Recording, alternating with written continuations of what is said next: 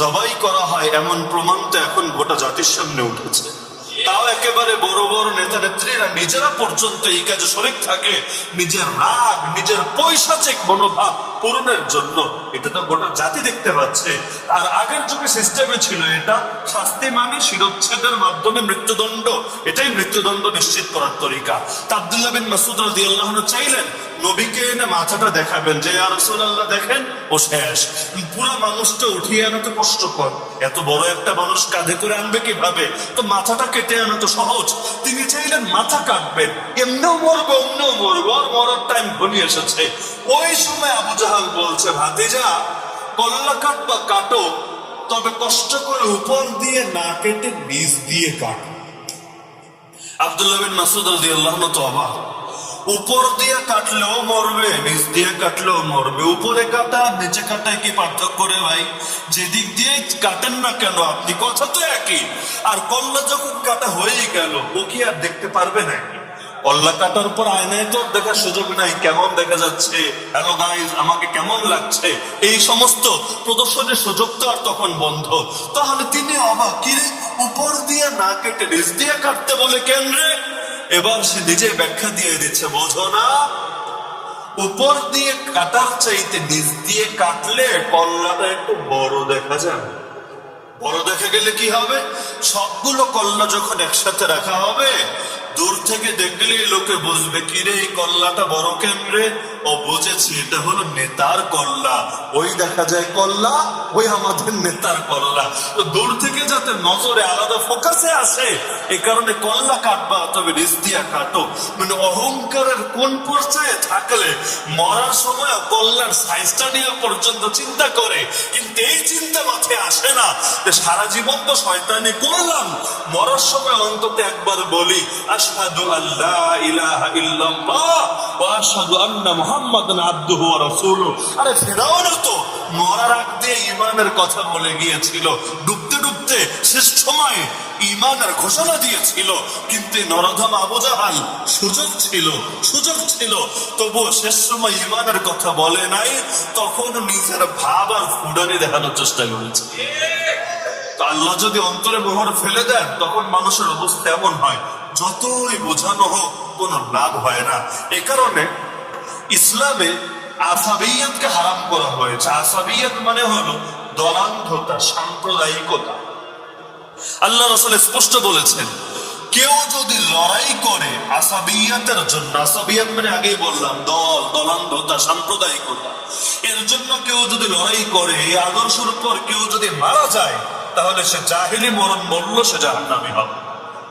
আপনারা জানার কথা, ইহুদিরা যারা দাবি করত তারা নবী মুসা আলাইহিস সালামের উপর ঈমান রাখে, তারা আসমানি কিতাবও পাঠ করত, তাওরাত কিতাব। তাওরাতের নাম তো শুনেছেন, আসমানি প্রসিদ্ধ 4 কিতাবের এক কিতাব। তারা আল্লাহ রাসূল আসার আগে অপেক্ষায় ছিল কবে নবী আসবে। মদিনার নাম তো শুনেছেন আপনারা। মদিনা ইহুদিদের তৎকালীন সময়ে 3টা গোত্র বাস করত, একটা গোত্র না, তিনটা গোত্র। এক গোত্রের নাম বনু নাজির, কি নাম? দ্বিতীয় গোত্রের নাম বনু কুরাইজা, কি নাম? তৃতীয় গোত্রের নাম বনু কাইনুকা। এই 3টা গোত্র বাস করত মদিনায়। আপনি ইতিহাস পড়লে দেখবেন এই 3 গোত্রের এক গোত্রের আদি নিবাস বা আদি বাড়ি মদিনা ছিল না। তাহলে আদি বাড়ি এক জায়গায়, এখানে আসলো কোন দুঃখে? মনে করেন আমার বাড়ি সিলেট, আমি যদি এসে আপনার আখাউড়ায় হঠাৎ করে থাকতে শুরু করি, আপনার ভেতরে প্রশ্ন আসবে কিনা যে বুঝলাম আখাউড়া এসেছে, কিন্তু কেন এসেছে? কোনো না কোনো কারণ তো আছে। সিলেট ছেড়ে আখাউড়ায় আসবে কোন দুঃখে?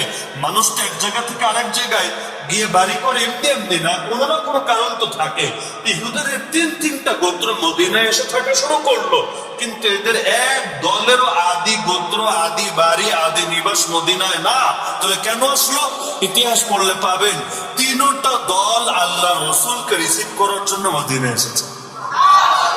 কারণ তারা তাওরাত শরীফের মধ্যে পেয়েছে যে আখেরি পয়গম্বর তিনি হিজরত করে এই মদিনা শরীফে আসবেন। এই মদিনা শরীফের বিবরণ তাদের কিতাবের মধ্যে ছিল। তো দিলে বড় আশা নিয়ে এসেছিল যে তারা আল্লাহর নবীকে রিসিভ করবে, তার উপর সবার আগে ইমানদার হবে। শুধু তাই না, কোরআনে আল্লাহ বলে দিয়েছেন ইস্তাফতিহুনা আলাল্লাযিনা কাফারু, যদি কাফেরদের সঙ্গে ইহুদিদের এই আহলে কিতাবের লড়াই হতো, যুদ্ধের ময়দানে পর্যন্ত তারা বলতো, আরে জানিস আখেরি পয়গম্বর শীঘ্রই আসবে, তাকে নিয়ে যখন লড়াই করব আল্লাহ তাআলা আমাদেরকে বিজয় দেবে। এমনকি তার উসিলা দিয়ে পর্যন্ত দোয়া করত, বিজয় প্রার্থনা করতো আল্লাহর কাছে যে আল্লাহ এই আখেরি পয়গম্বরের উসিলা আমাদেরকে বিজয় দান করো। তো যার জন্য এতকাল অপেক্ষায় তিনি যখন আসলেন, দরকার ছিল না সবার আগে তার উপর ঈমান আনবে? আপনি যার জন্য অপেক্ষায় 1-2 বছর ধরে না, 1-2 যুগ ধরে না, দীর্ঘকাল ধরে যখন তিনি আসবেন, আপনি কি করবেন? আপনি তো আনন্দে নিজেকে হারিয়ে ফেলবেন, সবার আগে এগিয়ে গিয়ে তাকে রিসিভ করবেন। এটাই যুক্তির দাবি, এটাই নীতি নৈতিকতার দাবি। কিন্তু তারা কি নবীর উপর ঈমান এনেছিল? ঈমান তো আনেই নাই, উল্টো নবীকে কত ভাবে কষ্ট দিয়েছে। একদল তো জাদু করেছে, আল্লাহ নবীর 6টা মাস কত কষ্ট হয়েছে। আর কেউ তো আল্লাহ নবীর খাবারের সঙ্গে বিষ মিশিয়ে দিয়েছে, নবীকে বিষাক্ত খাবার দিয়ে মারতে চেয়েছে। কেউ মক্কার মুশরিকদের সঙ্গে হাত করে রাজাকারি করেছে, ভেতরের খবর বাইরে পাস করেছে আল্লাহ নবীকে মারার জন্য। কেউ তো আল্লাহ নবীকে দাওয়াত দিয়ে গুপ্ত হত্যা করতে চেয়েছে।